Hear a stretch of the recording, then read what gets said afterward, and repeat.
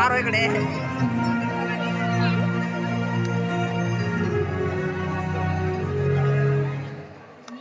ಏನ್ ಗೊತ್ತಾ, ಇವತ್ತು ನನ್ನ ಜೀವನದಲ್ಲಿ ತುಂಬಾ ಖುಷಿಯಾದ ದಿನ.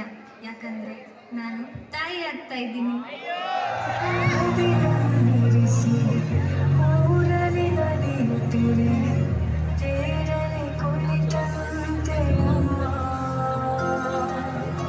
ये छोटू सर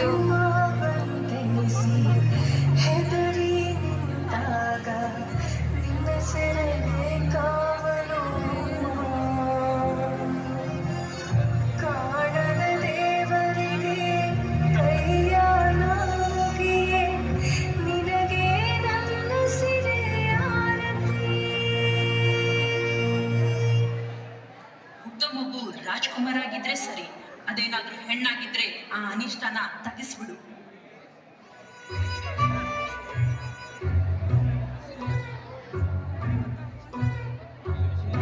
ಈಜ ಸುಳ್ಳ ಸುತ್ತು ನಾಲಿಗೆ ನಿನ್ನ ಸೀಳುವ ರೋಷ ಉಕ್ಕಿದೆ. ಕಂಡಲ್ಲೆಲ್ಲ ಖಂಡಿಸು, ನಿನ್ನ ಕಂಡರೆ ರಕ್ತ ಕುದಿದಿದೆ. ಸುಳ್ಳೊಂದು ಬೂದಿಯಲ್ಲಿ ಮುಚ್ಚಿರುವ ಕೆಟ್ಟದಂತೆ ಎಲ್ಲ ಹತ್ತಿ ಬುರಿದ ಮೇಲೂ ಹೊಗೆಯಾಗೋ ಆಸೆಯಂತೆ. ಹತ್ತು ಮೀರಿ ಮಾತಾಡೋ ಮನುಜನಲ್ಲಿ ಮನಸ್ಸಿಲ್ಲ. ಸಾವು ಸೆರೆಗೆ ಸಿಕ್ಕಾಗ ನಿನ್ನ ನೆರಳ ಉಳಿಸೋಲ್ಲ.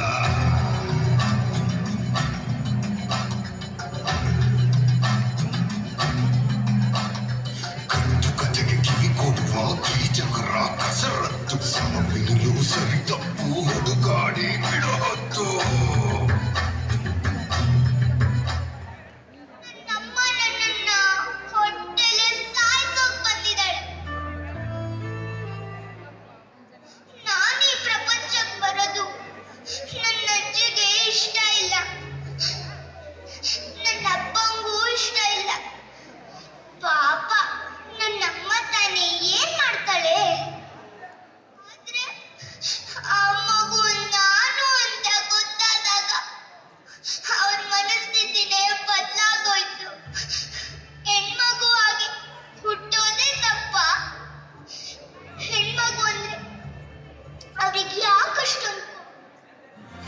ಕರುಳಿನ ಸಂಬಂಧ ಕರಗದ ಕರಳಿದು ಕೈ ಬೀಸಿ ಹುಡುಕಿ ಬಂದೆ.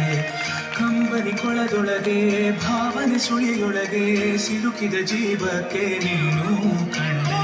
ನಾನಿನ್ನ ಕಾವಲುಗಾರ ಹಾಯಾಗಿ ಮಲಗಮ್ಮ. ಕೈ ತಪ್ಪಿ ಹೋದರೆ ನೀನು ಅನ್ನೋದೇ ಭಯವಮ್ಮ. ಕಾಣೊಂದು ಪಂಜರ ನೀನಲ್ಲಿ ಮುಂಚರ.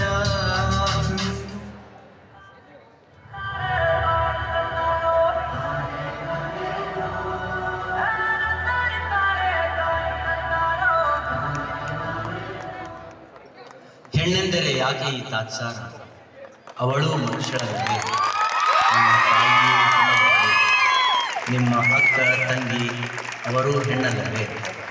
ನಿಮ್ಮ ಹೆಂಡತಿಯೂ ಹೆಣ್ಣಲ್ಲವೇ? ಅಕ್ಷರ ಕಲಿಸಿದ ಎಷ್ಟೋ ಗುರುಗಳು ಹೆಣ್ಣಲ್ಲವೇ? ಯಾಕೆ ಈ ಭ್ರೂಣ ಪತ್ತೆ?